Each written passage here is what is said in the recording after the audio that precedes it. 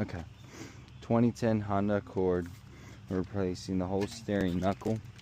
Comes with the wheel bearing, the dust shield, the bottom ball joint, and then step by step like usual, I'll show you how to replace it. Okay, so 19mm socket.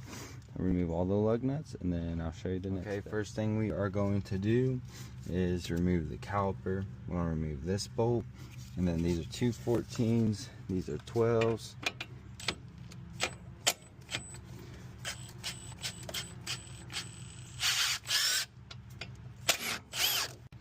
Need to get this sent and warrantied off. It's been doing that.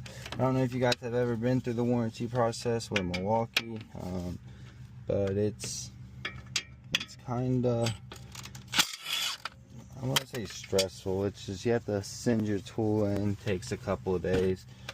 I'm waiting on my I'm currently waiting on my ratchet to be sent back. So it's not as simple as, you know, some tool companies where you just bring the tool into the store and they'll swap it out. Okay, so now we're gonna pull this copper off, and then I'm just gonna tuck it and set it up in here.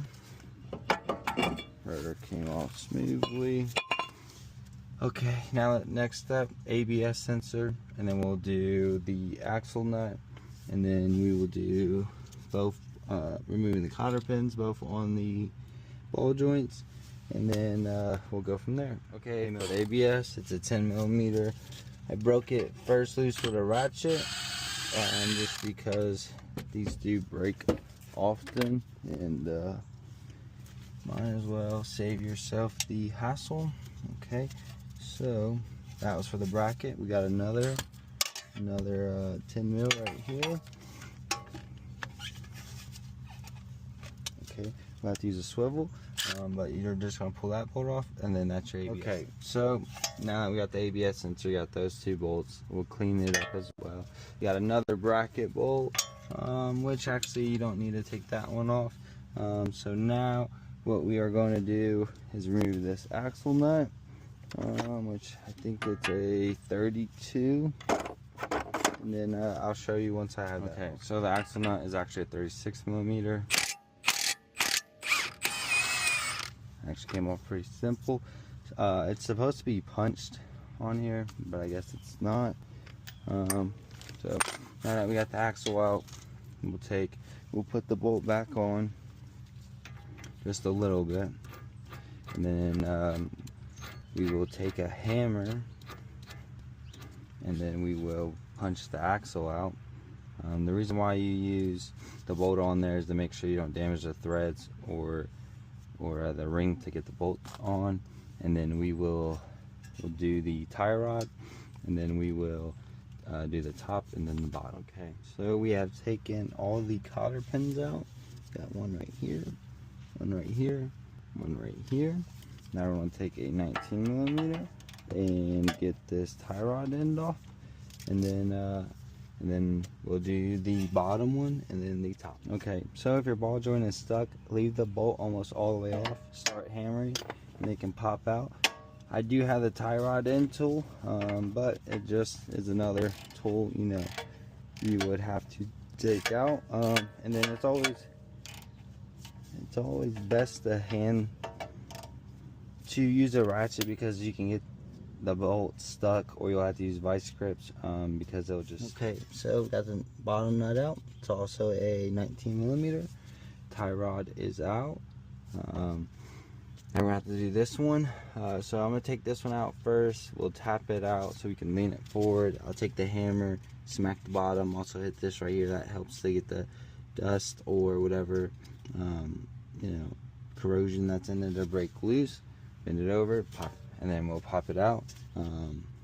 We have new lower ball joints, so you don't have to worry about damaging this one. This one you don't want to do. Okay, so we got the old one out. I had to punch this all the way back in, and then I came under here and I was hitting up on this part to get that to come out. This one, I was tapping up here to get it to lift. I was also hitting it from the bottom with the screw on it. So now we'll go on and clean everything up. So I'm going to take a bristle brush attachment on my impact driver. We'll clean all this up. I guess that's really, and then we'll clean all this up, the threads. We'll clean this up.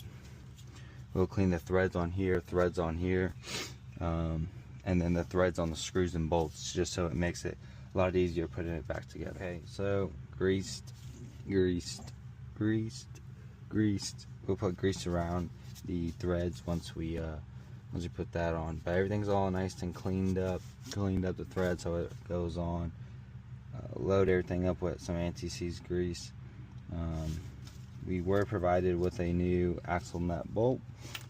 So now we're gonna put everything back together. So we got cotter pins in, as well as everything back on. Cotter pin, new axle nut with thing, punched it in so it can't come back out.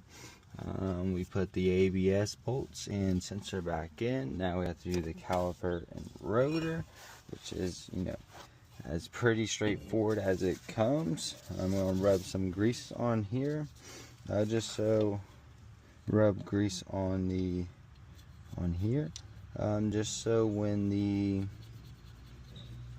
next time he changes the rotors, they come off pretty smooth. This is anti-seize grease,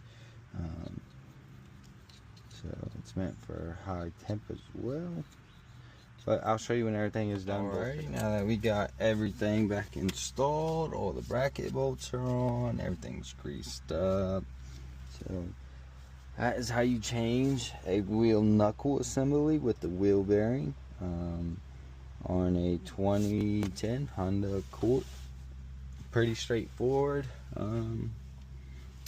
This one did give me a little bit of trouble, so I had to lift up with the pry bar because the ball joint was spinning. But as far as that is it.